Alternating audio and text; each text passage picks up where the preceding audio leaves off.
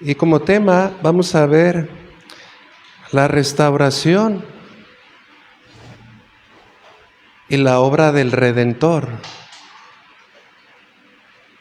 Y vamos a leer el capítulo 4, verso 11 al 13.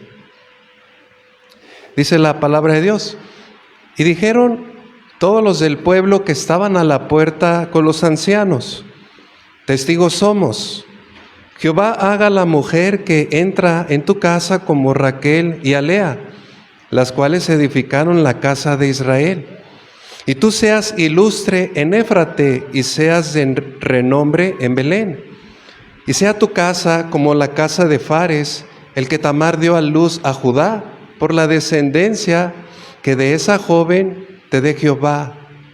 Vos pues tomó a Ruth, y ella fue su mujer, y se llegó a ella. Y Jehová le dio que concibiese y diese a luz un hijo. Hasta aquí hemos visto nuevamente cómo la obra de Cristo se manifiesta, ¿verdad? En cada capítulo, en cada versículo que hemos leído. Y recordemos que hasta este momento Booz se había ocupado en buscar la redención para Noemí y para su nuera.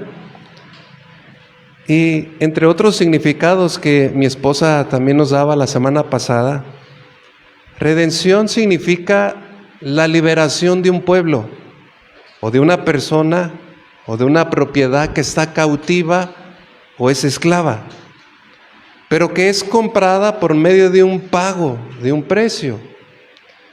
La redención encuentra a una persona, a una propiedad comprometida de alguna manera a otro dueño, o a otro esclavo, o esclavo de alguien. Y que alguien por medio del pago requerido adquiere esta propiedad completamente. Pero era necesario cumplir con 3 requisitos para completar dicha redención. ¿Usted recuerda cuáles eran? Número 1, tenía que ser un familiar cercano. Número 2, debía de disponer los recursos para comprar. Y número 3, tenía que tener las ganas, el deseo de hacerlo. Si éste se negaba a llevar a cabo la redención, ¿recuerda? Era escupido en la frente. Ahora, cada que tú y yo vemos la palabra redención y pensamos en redención, debemos tener muy en cuenta nuestra redención por medio de Cristo, nuestro Redentor, quien ha pagado con su sangre todo el precio para sacarnos de la esclavitud del pecado. Y es que este tema de la redención lo vemos desde el Génesis hasta el libro de Apocalipsis. La redención, hermanos, la vemos tanto en el Antiguo como en el Nuevo Testamento. Jesucristo ha sido la figura principal de esta redención. Y la primera imagen que se nos viene en el Antiguo Testamento fue cuando el pueblo de Israel permaneció 400 años en tierra de Egipto. Sin embargo, ¿qué hizo Dios? Los libertó y pagó un precio. Es decir, la mano de Dios era lo único que podía liberarlos, dado que el pueblo de Israel estaban bajo opresión, bajo esclavitud del imperio más poderoso de aquel entonces, los egipcios. Y cuando Dios envía la última plaga, ¿recuerdan? La muerte de los primogénitos. En ese momento Dios ordenó que el pueblo celebrara la Pascua, que consistía en matar a un corderito sin mancha, un primogénito, y con su sangre rociar puertas y ventanas para que el ángel de la muerte no entrase, ¿verdad?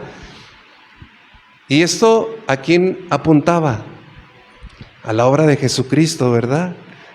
Entonces, Dios nos rescató por medio de la obra de Jesús a todos aquellos que vivíamos esclavos del pecado. Ahora hemos sido redimidos por medio de la muerte de Jesús para ser ahora hijos suyos. En este capítulo 4, en los versículos que acabamos de leer, Noemí y Ruth todavía se encontraban esperanzadas bajo aquella promesa que hizo Booz. La promesa de que él completaría o resolvería ese asunto de la redención con su pariente más cercano. El pariente más cercano, a quien de acuerdo a la ley y al orden de Dios, tenía la responsabilidad en primera instancia de redimir a Noemí y a su nuera. Y la semana pasada vimos que Booz inmediatamente se ocupó de esto. Él lo hizo con diligencia, lo hizo con sabiduría y con mucha prudencia para completar esa promesa. Ahora, esto es lo mismo que Dios hace con nosotros. ¿Ustedes recuerdan desde el momento que Adán y Eva pecaron? ¿Quién fue el primero que tomó la iniciativa para restaurar esta comunión? Fue Jesús. ¿Y qué hizo? Dio una promesa de que Él enviaría un Redentor quien completaría esta obra.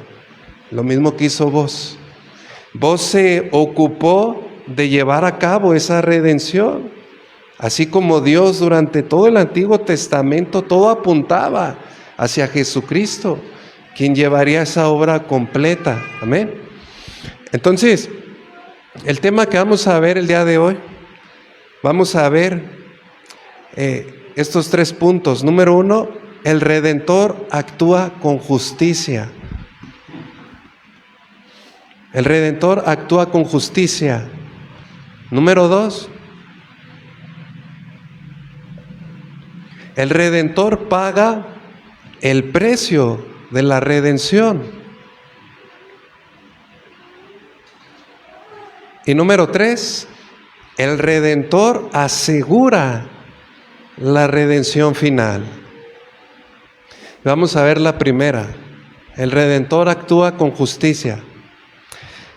Recordemos, nada más quiero que recordemos un poco cómo se dio esta historia.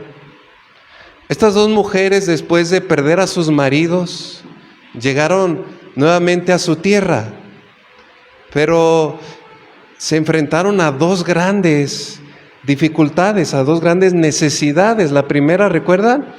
La alimenticia, ¿verdad? Esa necesidad del alimento. Y esta fue proveída por Booz. Booz, cuando se ocupó de ella, al saber todo lo que había hecho Ruth por su nuera, él se comprometió a suplir esta necesidad alimenticia. Inclusive, cuando le dio esta promesa de que él buscaría suplir la segunda necesidad, que era la redención y la descendencia, ¿recuerdan cómo despidió Booz a Ruth? Le dio 6 medidas de cebada, ¿verdad? Mientras que él se ocupaba de esta segunda necesidad, que es la redención y la descendencia. Mi esposa se ocupó de hablarnos sobre la redención, ¿recuerdan la semana pasada? Pero también quiero resaltar la importancia de la descendencia. Y es que el pueblo de Israel tenía una promesa que de la descendencia de la mujer nacería el Mesías prometido. Y esta promesa Dios se las dio desde el Génesis capítulo 3. Fíjense desde dónde aparece esta promesa. En Génesis 3, verso 15, Dios le dijo a la mujer, ¿sí? Y pondré enemistad entre ti y la mujer, y entre tu simiente y la simiente suya. Esta te herirá en la cabeza y tú la herirás en el calcañar. La promesa era que de la descendencia de la mujer nacería un redentor quien aplastaría la cabeza de la serpiente, de Satanás. Entonces, esto jugaba un rol muy importante para el pueblo, para su cultura. Tanto que aquellas mujeres que quedaban estériles, o aquellas mujeres que eran viudas sin descendencia, sin hijos, la gente lo veía como un juicio de parte de Dios, como una maldición. Y así se encontraban estas 2 mujeres, Noemí y Ruth. Eran viudas y sin hijos. Sin embargo, Dios tenía cuidado de ellas. Y Dios usó la vida de Booz para suplir estas dos necesidades. La semana pasada vimos cómo vos se sentó a la puerta, donde se sentaban todos los ancianos del pueblo, reunió a ciertos testigos y vemos la mano de Dios en todo esto. Pues Dios hizo que apareciera este pariente más cercano, ¿verdad? Y vos le pide que compre los campos de Elimelec, el fallecido. Y él respondió, sí, los voy a comprar. Pareciera que esa historia de amor, ¿verdad? Nuevamente se viene abajo. Pero sin embargo, había un costo que pagar por esa redención, ¿sí? Y esta es la número 2. El Redentor paga el precio completo de la redención. Vos le menciona a su pariente, mira, está la tierra, pero esa tierra lleva un paquete o lleva un combo, como cuando usted va y compra una hamburguesa, ¿verdad? Y lo hace combo, añade las papas y el refresco, y le dijo vos, mira, está la tierra del Elimelec, cómprala, pero al comprarla tienes que redimir a Noemí y casarte ¿con quién? Con Ruth. Tú eres el pariente más cercano. Entonces, en ese momento, cuando él supo de la tierra, pues, como hoy día, ¿no? ¿Quién no quiere disponer de más tierra? El tener más terreno, pues, como hoy día simboliza tener un estatus social más alto, tener poder, tener más riqueza. Sí, pero en el versículo 5, ahí en Ruth 4:5, entonces replicó vos, el mismo día que compres la tierra de mano de Noemí, debes también tomar a Ruth la moabita, mujer del difunto, para que restaures el nombre del muerto sobre su posición. ¿Usted se imagina la cara del hombre al escuchar el nombre de Ruth la moabita? Él dijo, ¿Ruth la moaqué? ¿Cómo que también debo casarme con ella? Sí, le dijo vos, tienes que redimirla. ¿Qué hizo vos? Le estaba dando el panorama completo. La tierra tenía un paquete, tenía un combo. Esa tierra venía junto con Noemí y con Ruth. Noemí, hasta este entonces, no tenía la posibilidad de tener más descendencia. Sin embargo, para cumplir la ley que leíamos la semana pasada de Deuteronomio 24, vos le dijo, tú tienes que casarte y hacer nuevamente una familia para Noemí. Y eso fue lo que pidió Ruth. ¿Recuerdan cuando se acostó a los pies? Cuando estaba ahí repartiendo la cebada, separando la cebada. Eso fue lo que Ruth le pidió a vos. Le hizo una propuesta para que la tomara en matrimonio, para redimir a esta familia. Y el verso 6 dice, y respondió el pariente, no puedo redimir para mí, no sea que dañe mi heredad. Redime tú usando de mi derecho, porque yo no podré redimir. Aquí, lo que vemos en este pariente es que tenía otros intereses. Este hombre estaba ocupado más en sus asuntos. Nos deja ver que era un hombre muy egoísta. Además, no tenía interés en cumplir la ley de Dios. Él quería la tierra, quería la propiedad, pero no todo lo que implicaba, el precio que pagar, el precio de la misericordia, el precio de la compasión, el precio de ser el Redentor.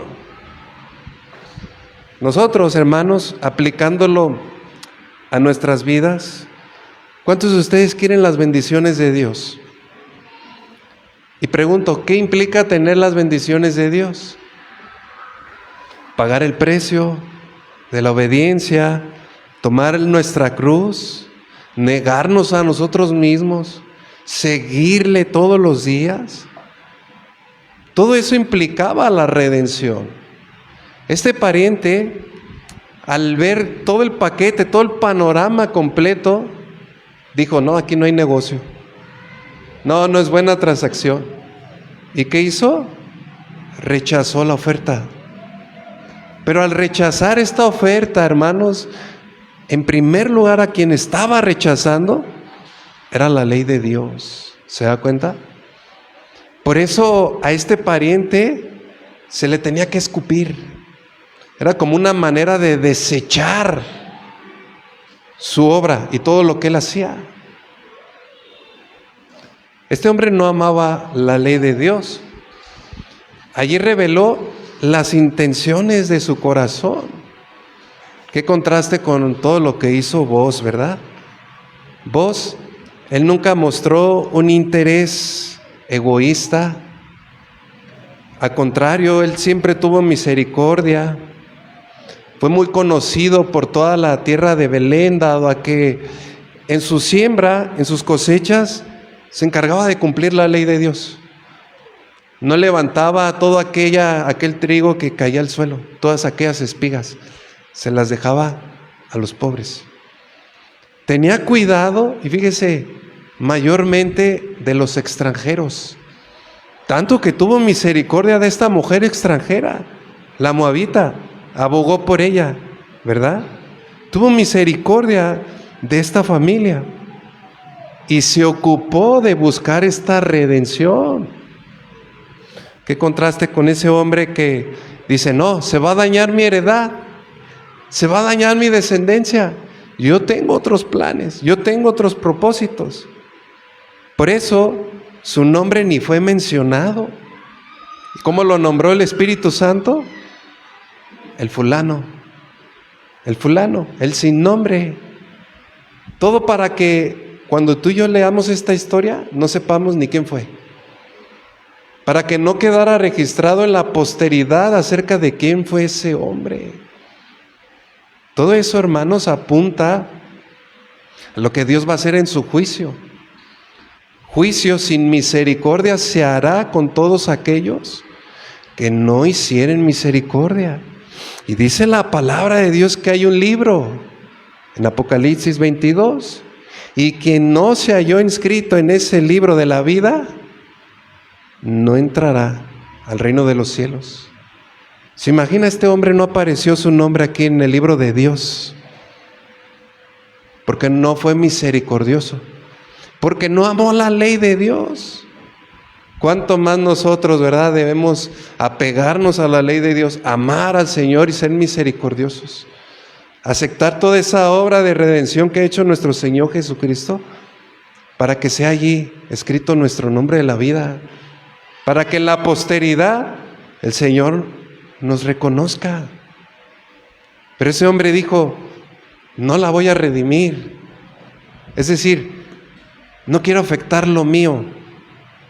Tengo cosas más importantes que hacer. Ese hombre dijo, primero mi familia, primero los míos, primero mi herencia. Y esto, a los ojos de cualquier persona que mira las cosas de manera egocéntrica, diría, ¿y cuál es el problema aquí? ¿Cuál es el problema de que él protegiera primero su interés y a los suyos? ¿Había un problema en eso?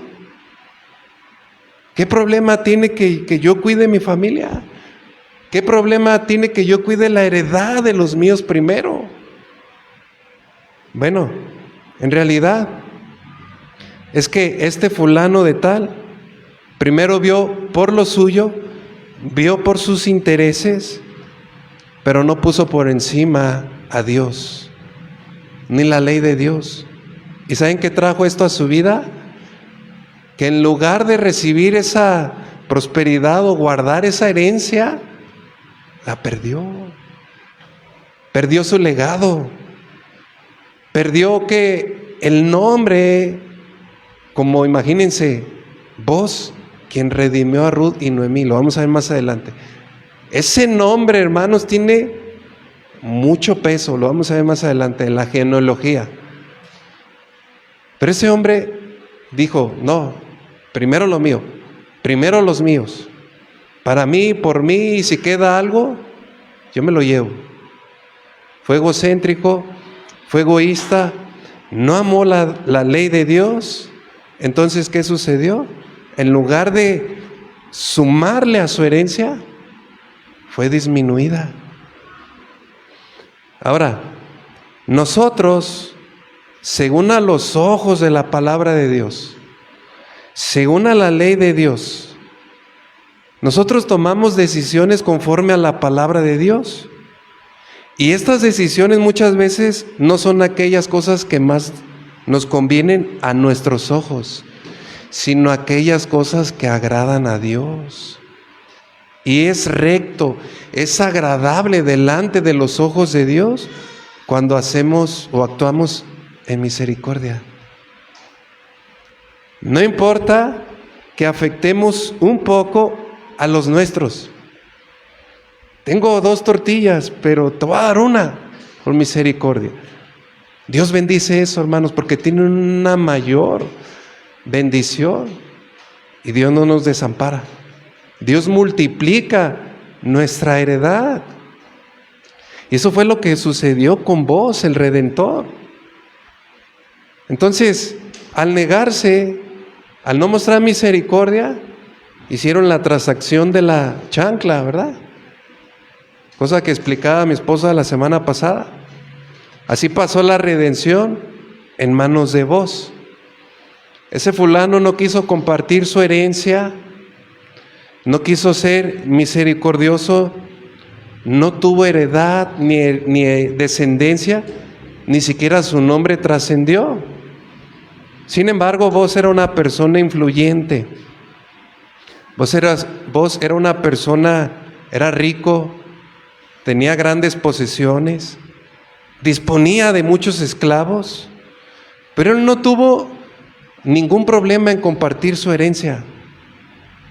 Ese Redentor estaba dispuesto a asumir el costo junto con ese combo, ¿verdad? Con ese paquete.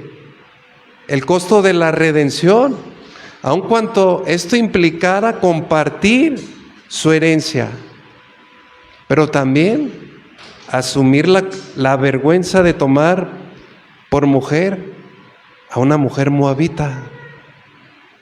Y esto ya lo hemos visto dado todo pues la cultura y el entorno que sucedía en ese momento. Y es que, hermanos, cada versículo que estamos leyendo podemos ver la obra de Jesucristo.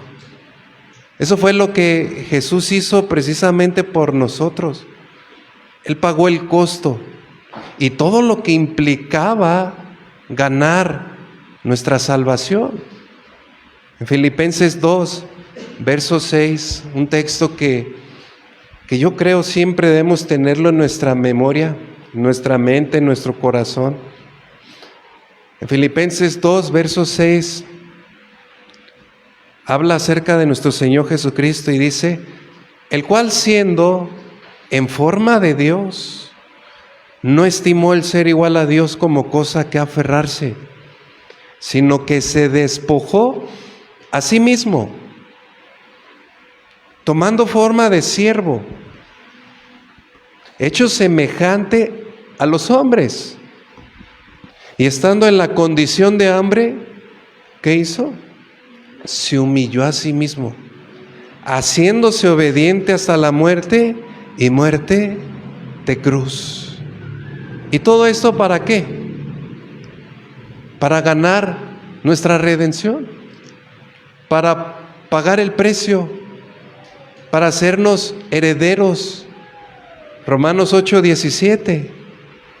Y si hijos, también herederos, herederos de Dios y coherederos con Cristo, si es que padecemos juntamente con Él, para que juntamente con Él seamos glorificados. Esta es la obra que hizo Jesús, hermanos. Jesús no se avergonzó de redimirnos a ti y a mí siendo pecadores, a amarnos y a estar dispuesto a entregar su vida hasta la última gota de su sangre, cuando tú y yo no le amábamos, no merecíamos nada de Él. Él asumió todo el costo que implicaba pagar para redimirnos. Y eso es lo que hizo vos. Vos no solo asume ese costo, sino la vergüenza de la redención al casarse con una mujer moabita. Aunque nosotros hemos visto que pues Ruth era una mujer piadosa.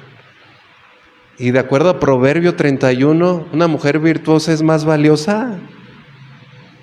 ¿Recuerdan? Más valiosa que el oro y la plata. Ahora sí que puede ver, pudo ese fulano de tal, imagínense, pudo ver cómo concluyó la historia y dice, de lo que me perdí. Entonces tuvo más pérdida el fulano, ¿verdad? ¿Y qué ganaba vos con esta redención? Una mujer virtuosa. Para algunos causaría vergüenza casarse con una mujer moabita, pero a este hombre no le importó, porque sabía que en Ruth había algo muy valioso. Además, vos debía dejarle descendencia a alguien que ya no vivía. ¿A quién iba a redimir? ¿Recuerdan? El nombre de Elimelec. Iba a redimir la descendencia de Elimelec. Sin embargo, él tenía un compromiso primeramente hacia con Dios, en cumplir la ley de Dios. Y es que vos de distintas maneras nos abre el panorama de lo que Jesucristo vino a hacer, hermanos. Amén. Un hombre que no tenía problemas en pagar el costo de cargar con la vergüenza para alguien que no conocía. En el verso 9 dice, y vos dijo a los ancianos y a todo el pueblo, vosotros sois testigos hoy de que he adquirido de mano de Noemí todo lo que fue de Elimelec y todo lo que fue de Quelión y de Malón, y que también tomo por mujer a Ruth la moabita, mujer de Malón, para restaurar el nombre del difunto sobre su heredad, para que el nombre del muerto no se borre de entre sus hermanos y de la puerta de su lugar. Vosotros sois testigos hoy. Vos estaba redimiendo a Noemí y a una gentil. Y él dijo, yo voy a asumir el costo de la tierra.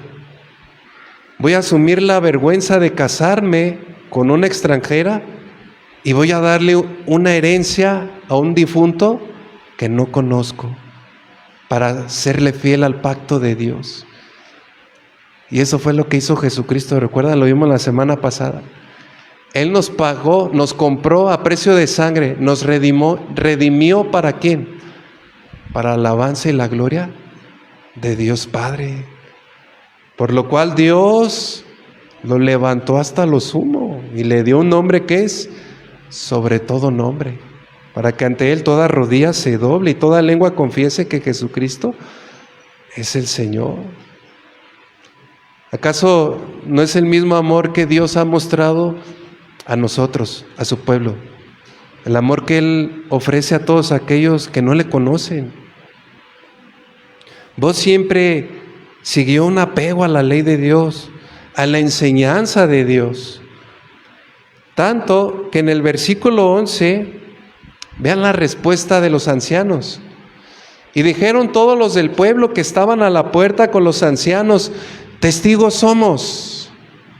Jehová haga a la mujer que entra en tu casa como Raquel y a Lea, las cuales edificaron la casa de Israel.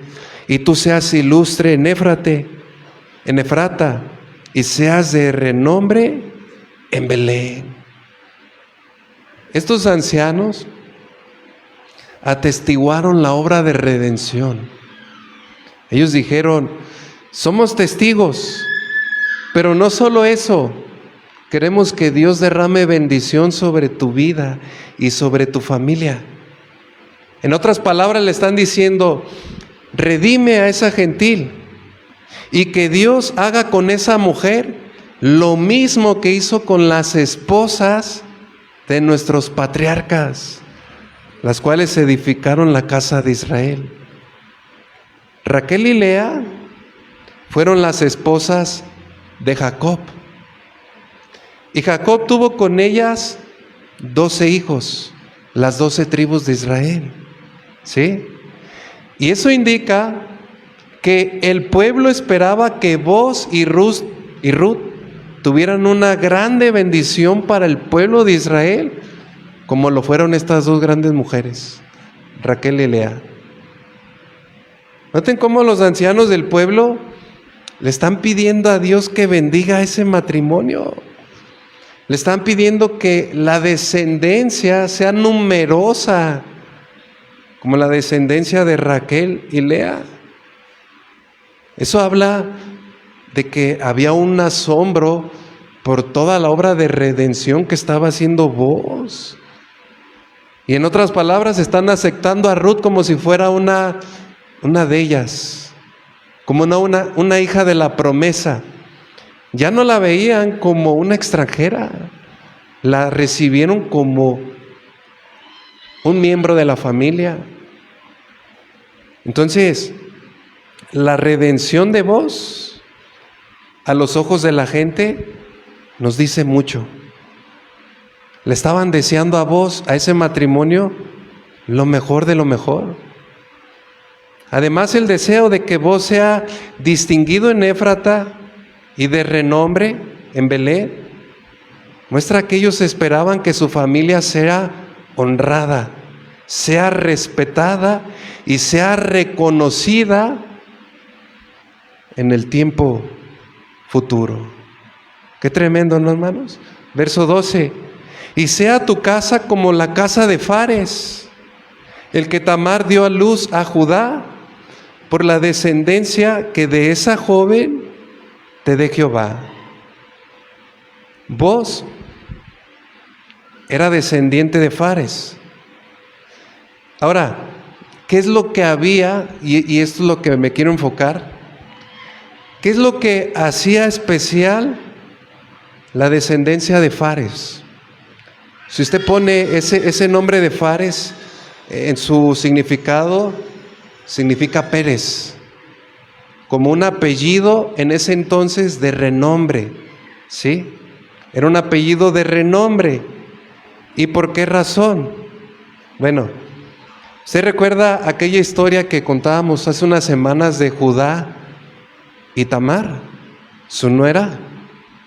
¿Recuerdan que Tamar había quedado... Judá tuvo 3 hijos.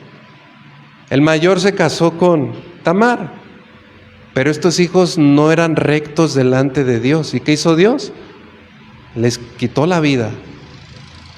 Sela, el hijo menor, pues todavía era un pequeño. No podía redimir a Tamar. ¿Y qué le dijo Judá a Tamar? Mira, espérate a que crezca mi hijo para que él te redima. ¿Pero qué hizo Tamar? No se esperó el tiempo de Dios. Recurrió a algo que no era bien visto delante de los ojos de Dios. Se vistió como prostituta. Engañó a su propio suegro y se acostó con él. ¿Sí? Judá, cuando se enteró de esto, mandó a apedrearla. ¿Pero qué hizo Tamar? Dice, no. Estas cosas son tuyas. Tú eres el padre. Y vean la respuesta. Esto es interesante. Vamos al Génesis capítulo 38, verso 26. Génesis 38, verso 26. Entonces Judá los reconoció. Que reconoció sus mismos objetos que él había dado como garantía. Y dijo, más justa es ella que yo, por cuanto no la he dado a Sela mi hijo, y nunca más la conoció. En realidad, hermanos, fíjense, Judá no quiso dar a su hijo Sela, a Tamar. ¿Saben por qué? Dijo, no, esta está salada. Dijo, si se la doy en matrimonio, le va a suceder lo mismo que a mis 2 hijos. Es decir, Judá, ¿qué hizo? Se negó. Por eso dijo, más justa es esta que yo, porque me he negado a darle descendencia. Y aconteció que al tiempo de dar a luz, he aquí había gemelos, no solamente era uno, sino dos, en su seno. Sucedió cuando daba a luz, que sacó la mano el uno, y la portera tomó y ató a su mano un hijo de grana, diciendo, este salió primero. Pero volviendo él a meter la mano, he aquí salió su hermano. Y ella dijo, ¿qué brecha te has abierto? Y llamó su nombre Fares. Miren, hasta los niños en el vientre sabían la importancia de la primogenitura y todo lo que implicaba. Uno sacó la mano y le mataron el cordón, pero el otro dijo, ¿a dónde vas? Lo mismo que hizo, ¿recuerdan Jacob y Esaú? Lo mismo. Pero noten esas palabras que quiero hacer énfasis. Y ella dijo, ¿qué brecha te has abierto? Y llamó su nombre Fares. Fares significa abertura o el que irrumpe. Esto es profético, hermanos. Espero usted lo vaya entendiendo. ¿Abrió abertura Fares a qué? Tenga esta pregunta en mente, ¿sí? Fares fue el apellido más importante de los fundadores de Belén.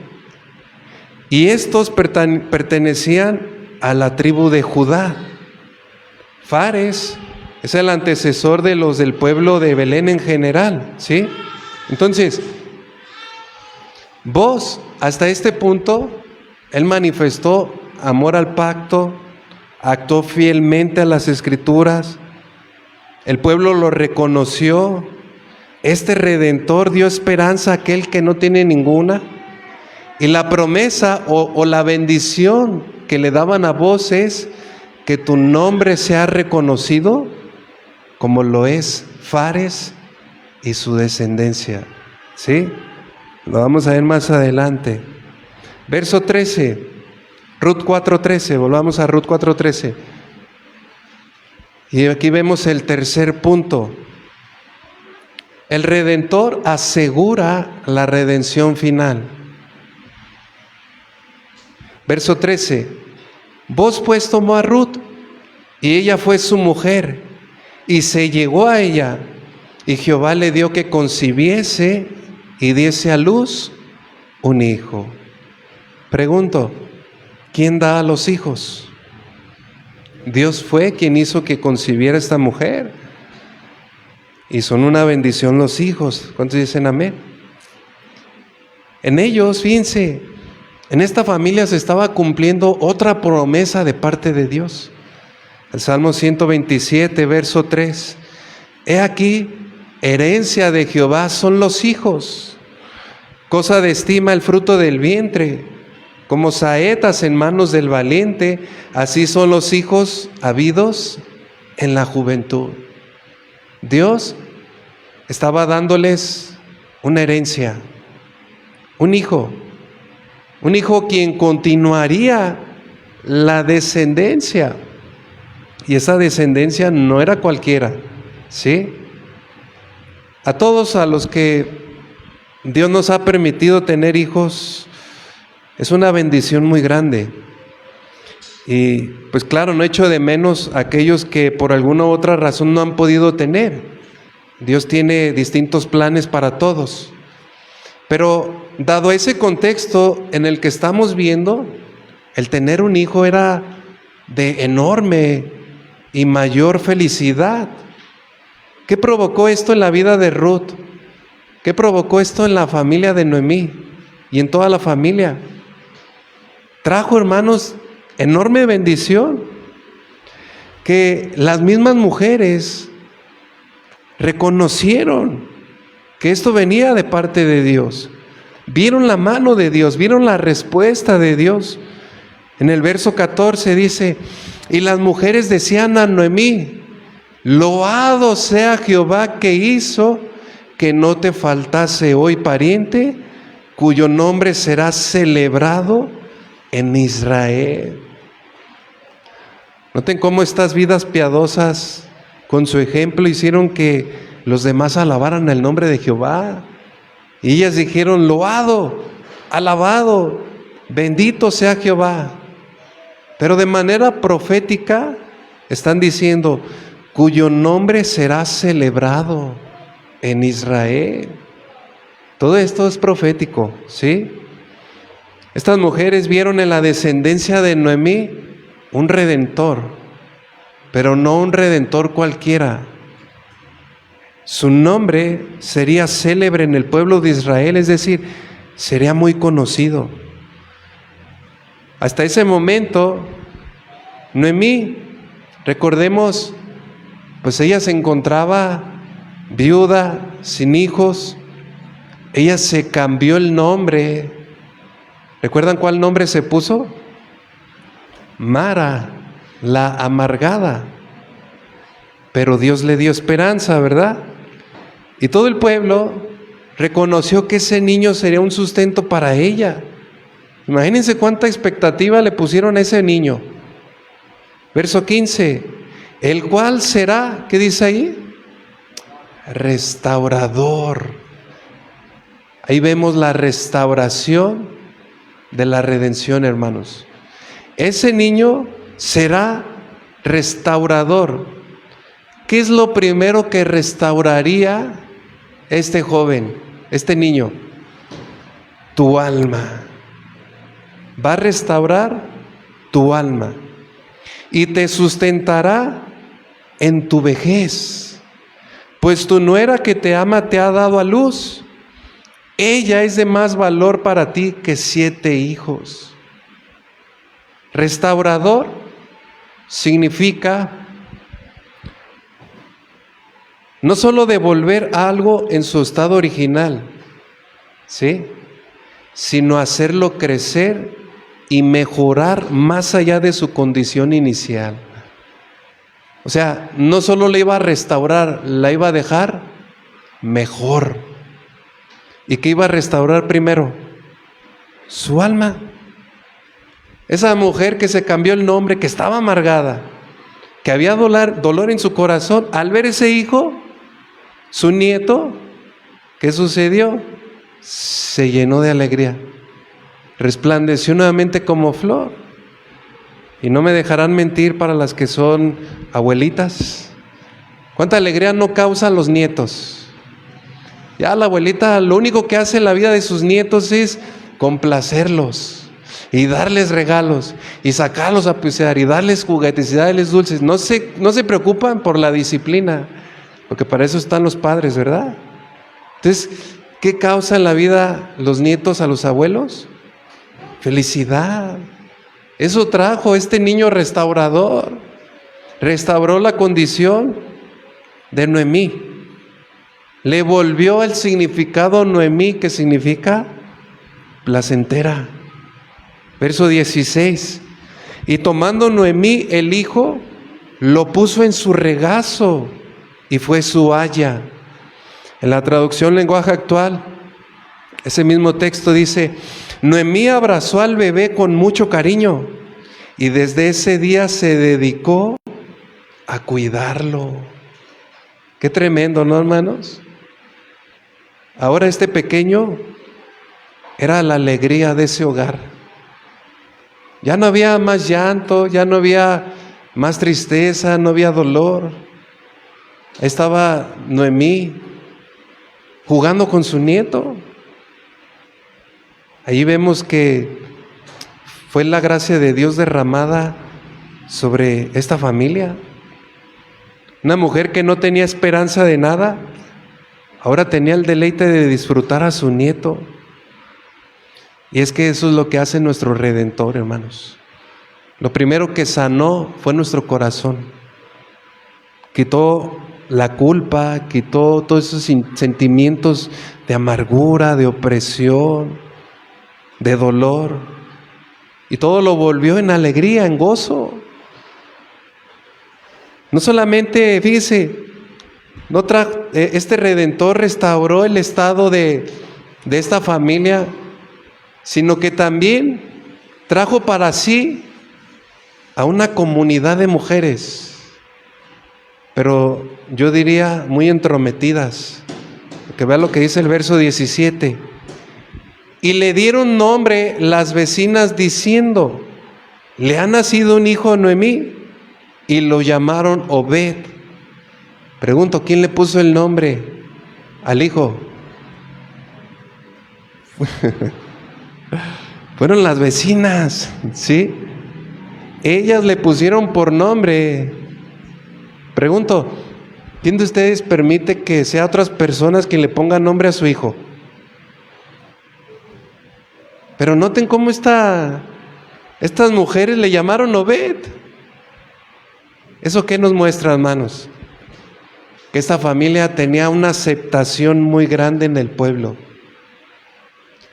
Tanto que Noemí y Ruth no tuvieron ningún problema con dejarle ese nombre, Obed. Obed significa el que sirve, servidor o siervo de Dios. Aquí podemos ver nuevamente la figura de Jesús, y lo acabamos de leer. ¿Qué hizo Jesús? Él vino no para ser servido, sino para servir y dar su vida por muchos. De este Redentor iba a proteger a esta mujer, a esta familia, iba a restaurar y les iba a dar una descendencia. Noten que Ruth y Noemí, por sí solas, ellas no podían cambiar su realidad. Eran totalmente incapaces de cambiar su estado por ellas mismas. Pero fue Dios quien fue fiel a su pacto.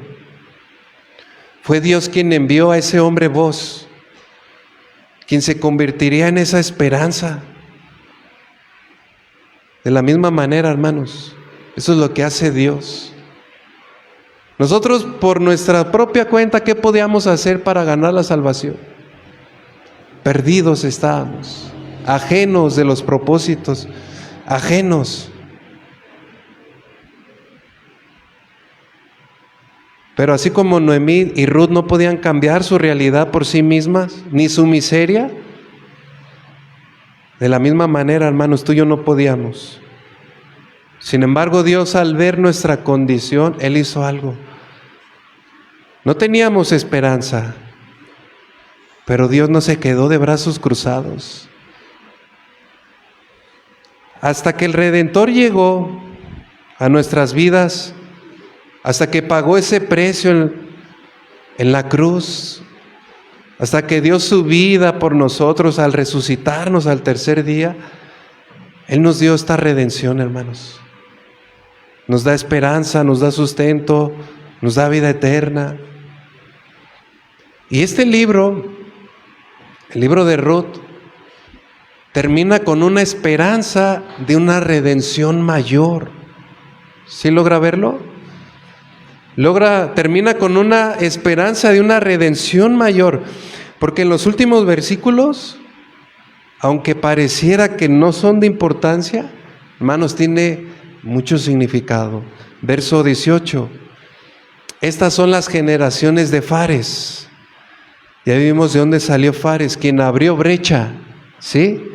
Fares engendró a Esrón, Esrón engendró a Ram, y Ram engendró a Abinadab, Abinadab engendró a Nazón, Nazón engendró a Salmón, y Salmón engendró ¿a quién? A Boz, y Boz engendró a Obed, Obed engendró a Isaí, e Isaí engendró ¿a quién? A David. ¿Por qué? Mire, yo no sé cuántos abren la Biblia y ven la genealogía y se saltan esos versículos. ¿Cuántos hacen eso? Yo en su tiempo, y no le entendíamos nada. Yo espero que con esto, hermano, usted vea las genealogías con otra perspectiva, porque nos da una enseñanza y una aplicación, ¿sí? En el mundo antiguo se presentaban las genealogías de dos maneras. La primera, se presentaba la genealogía segmentadas de relaciones étnicas, familias tribus, clanes y naciones. Y la segunda eran las genealogías lineales, que trazan la línea de la descendencia desde un nombre hasta el último nombre. Y esto que acabamos de leer es justamente una genealogía lineal, ¿sí? Estos nombres finales nos están revelando el valor que tiene este libro de Ruth, el peso, ¿sí?, de su significado, y cómo aparece en un momento de la historia donde el pueblo de Israel hacían lo que querían, ¿sí? El valor de la obra del Redentor, que viene siendo vos.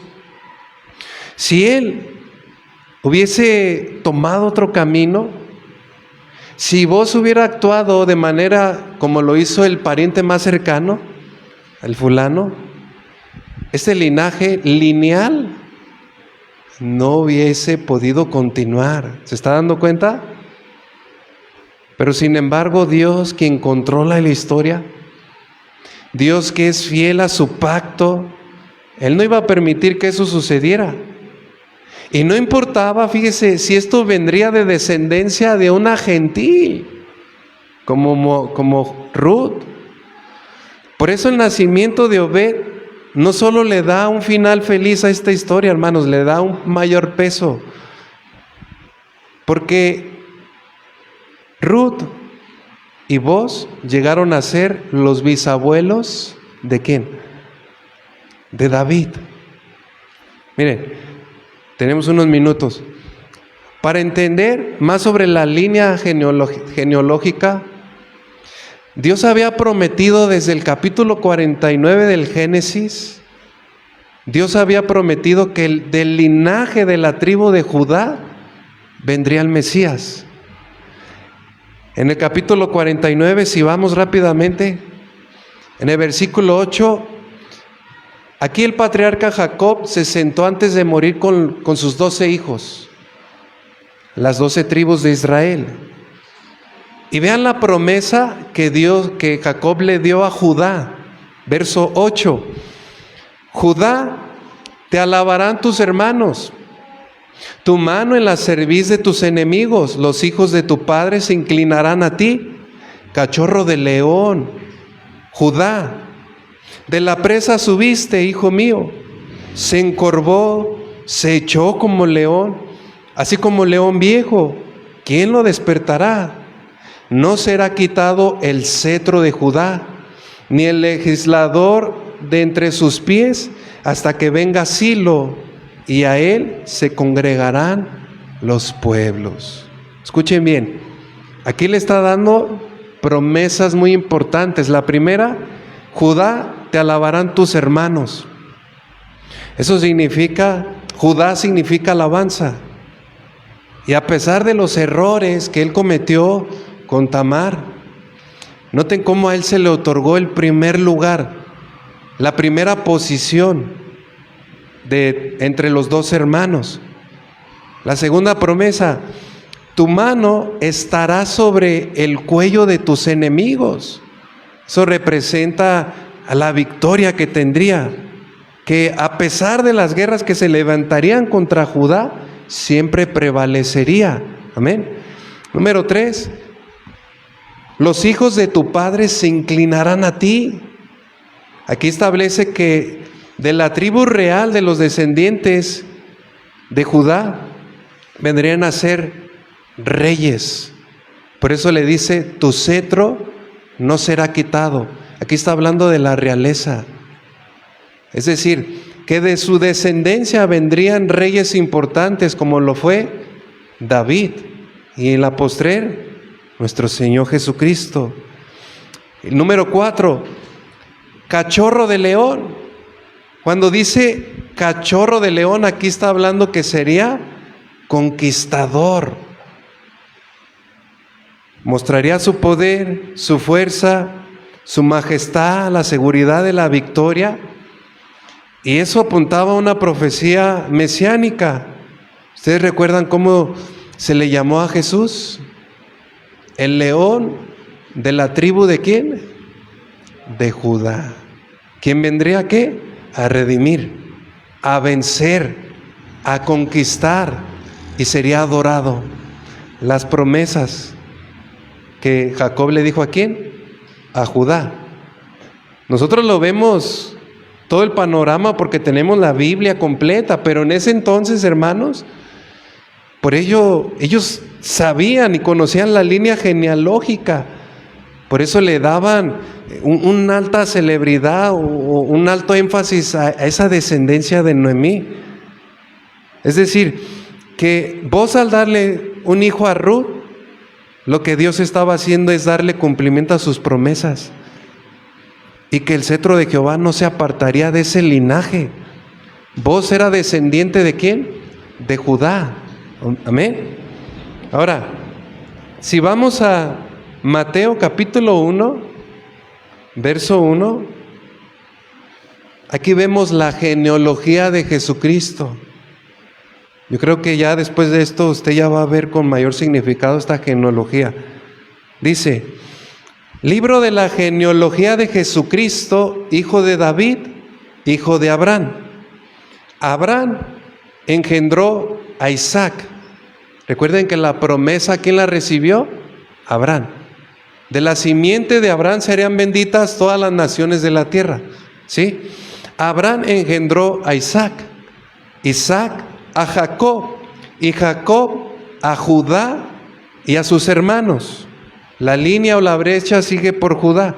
Judá engendró de Tamar a Fares. Fares a Sara. Fares a Esrom. Y Esrom a Amram. Amram engendró a Abinadab. Abinadab a Nazón y Nazón a Salmón. Salmón engendró, fíjense, de Rahab. ¿Recuerdan quién era Rahab? La prostituta. Sansón engendró de Rahab a Boz. ¿Y Boz engendró de quién? De Ruth la moabita a Obed. Y Obed a Isaí. Isaí fue el padre de quién? De David. Hermanos, ¿quién fue la madre de Boz? Rahab. ¿Se dan cuenta por qué Boz no tuvo ningún problema con redimir a Ruth la moabita? Su madre era una extranjera, quien tenía, ¿recuerdan? Un pasado terrible. Pero fue la mujer que ayudó a los espías, ¿recuerdan? Cuando entraron a Jericó y fue justificada. Qué interesante que son los únicos nombres de dos mujeres gentiles que se mencionan en la genealogía de nuestro Señor Jesucristo. Y ahí de manera, yo creo el Espíritu Santo hizo como un stop. Nos hace un stop para reflexionar en estas dos mujeres que están incluidas en esta genealogía. Estas dos mujeres fueron justificadas por su fe. Y su obra y su labor trascendió de tal manera que aparece en la genealogía de nuestro Señor Jesucristo. ¿Qué nos enseña eso, hermanos? Que Dios hizo su pacto tanto con israelitas, hijos de la promesa, como con gentiles. Y de israelitas y gentiles, que somos todos nosotros, Dios hizo un solo pueblo. Amén. La historia de la obra del Redentor, hermanos, tiene tanto elementos que si el hombre hubiese querido orquestar, créanmelo, no hubiera podido hacerlo. Y si ellos quisieran, o más bien si el hombre hubiese podido, no hubiese querido, como el caso del fulano. Pero esto nos muestra algo, hermanos, que Dios tiene el control hasta en los detalles. Verso 6, Mateo 1:6. Isaí engendró al rey David, y el rey David engendró a Salmón, de la que fue mujer Urías.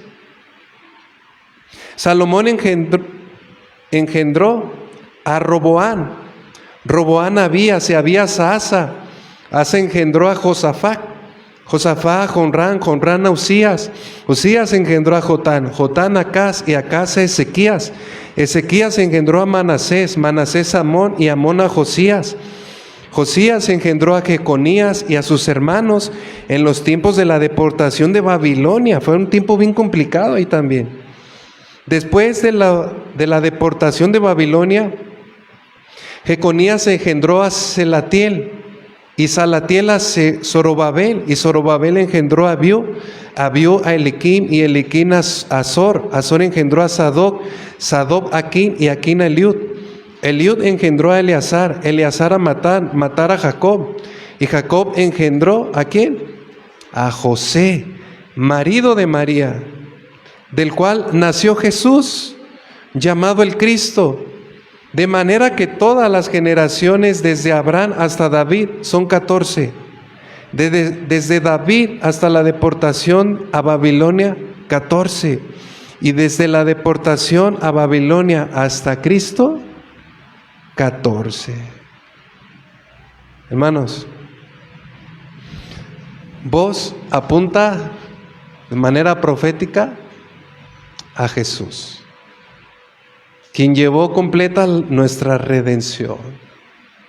Así concluye este rito, hermanos.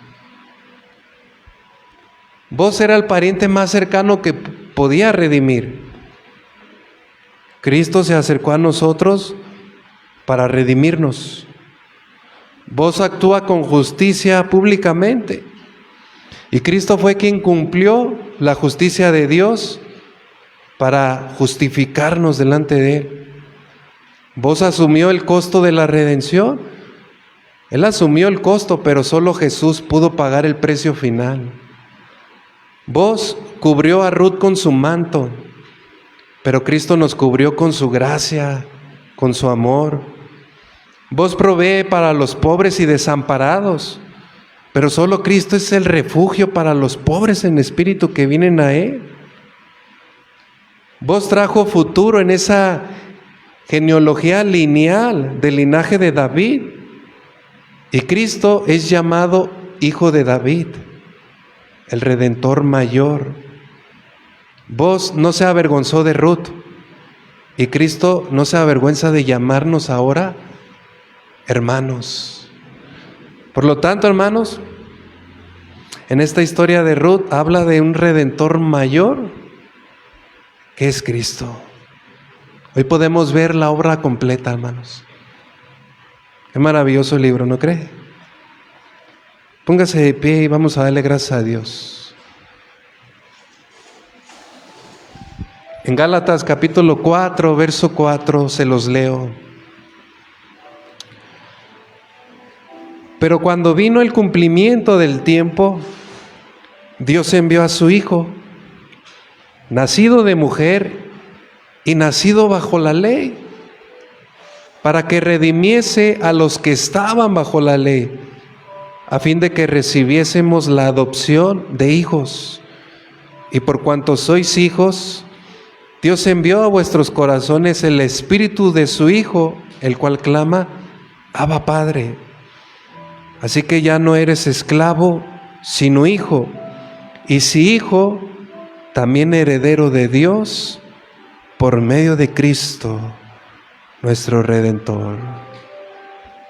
Señor, te damos gracias por tu obra que has hecho en cada uno de nosotros, Señor. Podemos ver, Señor, este libro completo y de toda esta enseñanza, Señor, lo que esa aplicación que ha quedado a nosotros es que podemos confiar más en ti, Señor. Tú tienes todo en control, aún en los detalles. Señor, no nos has dejado desamparados. Tú hiciste lo que nadie pudo haber hecho. Nos salvaste, nos perdonaste, aun cuando éramos tus enemigos, nos rescataste, Señor. Estábamos perdidos, en nuestra miseria. No teníamos herencia para contigo.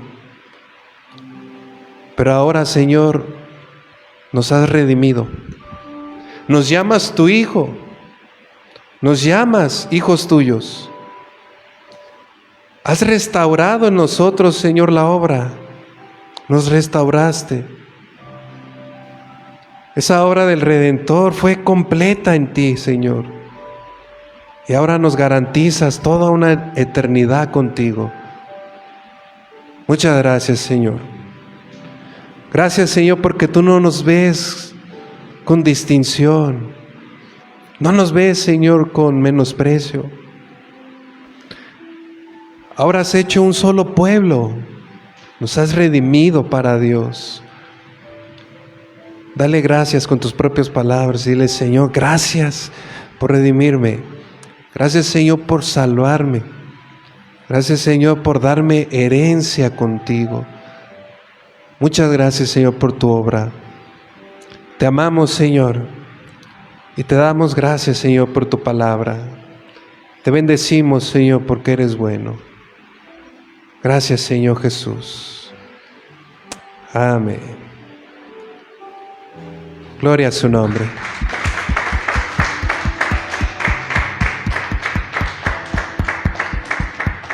Que el Señor les bendiga, hermanos. Si Él nos permite, nos vemos en nuestro próximo servicio. Dios les bendiga a todos.